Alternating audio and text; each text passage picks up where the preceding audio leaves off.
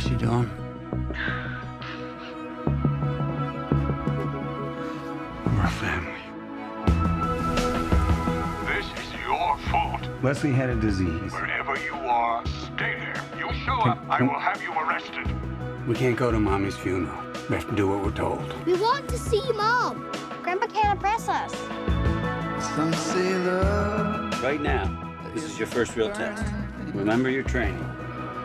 They have hot dogs. What's cola? Poison water. Well, I'm so happy that our family is together. It's all local and organic. How did you kill those chickens? With an axe or a knife? There's a rotisserie chicken, so you buy it on, it's already dead. The kids need structure. They need to go to a real school. I sincerely hope you haven't been doing what I think you've been doing. Your daughter has taught me many things just now. Will you be my wife? Broke my heart with sticks. Unless it comes out of a book, I don't know anything! Swore I'm never. Even if they make it through whatever it is you're doing to them, they're going to be totally unprepared for the real world. And I happen to think the opposite is true. It's child abuse. That almost hit me. If I wanted to hit you, I would have hit you. What inspired you to write the movie? Just being a father. I think I've said this many times, you know, I have 2 kids, and I was thinking a lot about what my values are and what I want to pass on to my children. And as I think, frankly, my wife and I were arguing about having very different opinions about how we want to raise our kids, I had a lot of questions. You know, I think there's, obviously we want to protect our children, we want to prepare them to go out and have happy lives in the world and be good global citizens and be compassionate, intelligent human beings. That's, you know, these are primal things that I think every parent wants to do. But I was really thinking about what I was doing, and you begin to curate someone else's life. You know, you're making all these decisions about what they eat, what they don't eat, and what they watch, what they don't watch. And I had a lot of questions, and I put it into the narrative, and hopefully we show a variety of parenting styles and in a variety of environments. It takes place in North America, but there are many Americas within the United States of America, and we show 3 of them, you know, in the course of the movie. You can tell what leanings you are. Well, where you lean to. Well, yeah. I have to say that in reading the script, and I think it's the same in watching the movie, the story is going to be about these liberal, kind of a little bit crazy, extreme people living in the woods, and how they deal with the obstacles, which will be probably conservative people who are horrified and shocked by their behavior. And that's interesting. It's a good story idea. And then let's see where it goes and how it ends. And I was pleasantly surprised as I was reading the script that it's not actually that. It's really not about the politics or where they live or how they live and how many kids there are and what they learn and what they're exposed to. It's about, as a parent, are you there? Are you engaged? Do you care enough to be there and to make mistakes? So you look, even now, like a real family.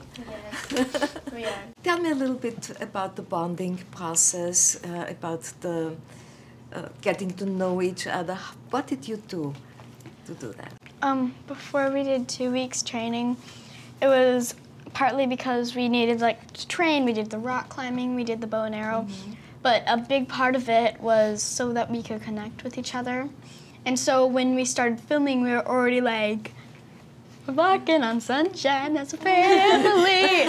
So it was really, I think that was good. So we were very connected. We still are, yeah, I can tell. Close, yeah. And you don't get that with every cast. I mean, there's things you can do to try to bond a cast. Yeah. But if it doesn't happen, it just doesn't happen. There's not much you can't really force it. So we got lucky, and we're very organic with each other. You're not all. You were blonde, but you were redhead. Yeah, I had long red hair. I've changed. Nobody recognizes me from the film. Yeah, I look very different. I mean, so we were cast as twins. And in the film, when we're sitting, I mean, we do look a lot alike. And now sitting next to each other, you probably couldn't see it at all.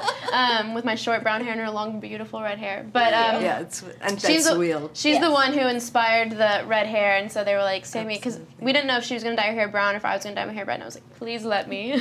So yeah. Can you talk a little bit about Viggo being your father? Was he a real father figure during the shoot? For sure. What happened? He was a big part of the bonding process as well, even though we did most of the rock climbing and most of the training without him during the film. We really got to bond as a family, and he was really present in each moment, and every day he came to set, he wouldn't avoid us. He wasn't. He didn't alienate himself from the younger kids. And I know as a successful actor like he is, it's probably, you know, weird and awkward to come, you know, try to bond with a group of random kids. But he did an amazing job, and he's so kind too. He makes everyone feel very special. Do you remember a fun scene, something fun that happened with him? Something fun? Yeah. I think an anecdote. The dinner scene. The dinner scene where we're all at the Kathryn Hahn's house. The scene where we're all tasting wine. We did a small improv scene that unfortunately couldn't make it into the film, but at the end he's sipping his glass of wine and he's like, tastes like pickled herring. Growing up, were you allowed to drink wine? No. That was grape juice. You were? It was great. It was just grape juice. No, but growing up, were you? Growing up, have you ever had a sip of wine? Oh yeah, I've had a sip of wine.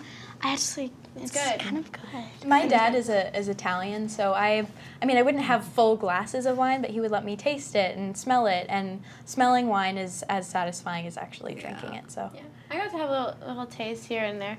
It's good. It's okay. I mean, it's okay, but it's really bitter. It's just like it's usually like it's good. This is usually how I have 10 more years until I really need to be delicious. It's really delicious.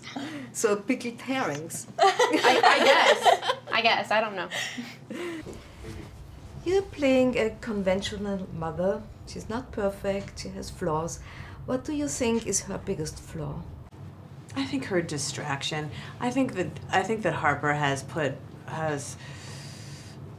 been way too concerned with the life and well-being of her big brother.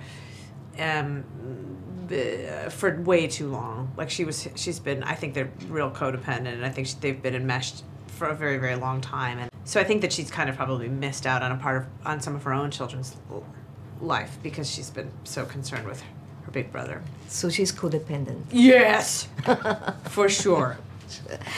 Did you raise your kids more as vegetarians, a little bit alternative? No, I mean, you know, we started with such amazing intentions, you know, like all wooden toys. Yeah. Nothing, you know what I mean? China. Nothing, yeah, exactly. All organic cotton clothing. You know, no logos, no television until, you know, 2 or 4 or whatever, no sugar, no. And that, of course, eventually it goes out the window. The scene where your sons in the movie watch those they play those violent games, video games, and the homeschooled kids watch them. That's really chilling. What is your take on violent video games? Would you let? I'm not in any way into my kids playing a violent video game. Yeah. They can get incredibly violent, and I also I have a very hard time with anything that glamorizes a gun. I just do. I just don't want anything to be desensitizing. I mean, a little boy just does that. Like my son he's 9, but I remember when he was a little baby, it was just, he would just start making a gun, and we're like, what the heck is happening? Like, it's so weird, and nothing I don't know where he saw it, how it was just like a human, and so it's inevitable, but we just try to minimize. I have a feeling you're a very good mother. Oh, I don't know. We do the best that we're doing absolutely the best we can. It makes me cry thinking about how fast it's going. Yeah, I don't like it at all. We just adopted a dog, and I'm like, you're my new baby, and you're gonna be my forever baby. I forget you're never growing up, unlike these two. Wonderful. Hello, Grandpa. Abby and I have decided that we're going to file for custody of the children. Will they take us away from you? That's a possibility. Our children shall be philosopher kings. Makes me so indescribably happy.